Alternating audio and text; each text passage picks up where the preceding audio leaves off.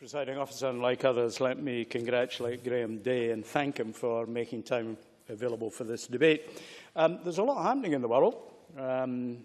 Ocean currents are slowing. The Gulf Stream is going to be a less significant moderator of the climate in northwest Europe in years to come, and that's already started, and that's why we're seeing harsh winters. In the last 5 years, the temperature at our house in 1 year was -21. In another year, it was -19.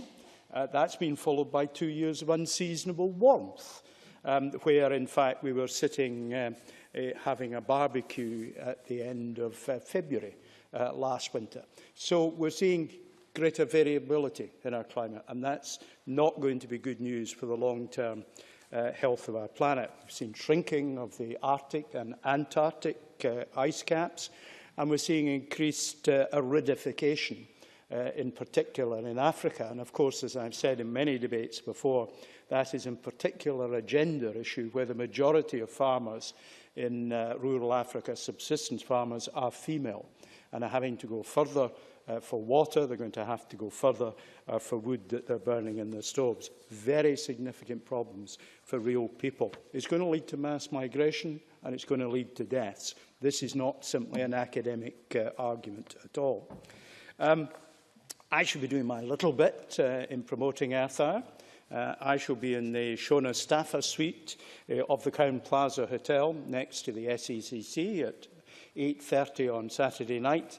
I'm the quizmaster in a WWF candlelit quiz. It is, of course, associated with the SNP conference, but it's not on the SNP conference campus, so I extend an invitation to all who are listening to come and join us on this excellent occasion. I shall be in sparkling form, as I normally am at these occasions. The motion that we have before us talks about celebrating the work of individuals, families, communities, and highlights the work of Angus Council. It's worth saying that the two councils within my constituency, Aberdeenshire, most, if not all, of the offices that Aberdeenshire has will be switching their lights off, and that's good news. And Murray Council have arranged that the Buckie Town Clock and the Cullen Town Clock initiatives are going to be part of this, and indeed they've been awarded a super local authority badge. I have my disagreements with Murray Council, that's not a great secret, but in this particular policy area they are at least taking the right kind of steps. Now, of course, it is somewhat ironic that this started in Sydney, because we now have a Prime Minister in Australia, of course, who has been deconstructing the efforts of his predecessor to address the issue of climate change, at a time when the states, in particular South Australia, have been doing very well. And indeed, we in government here lost our Head of Environment to South Australia, where he's now carrying on very good work at a state level over there. The Conference of the Parties that is going to be in Paris this year, I first went to the one in Poznan as a minister and then in Copenhagen.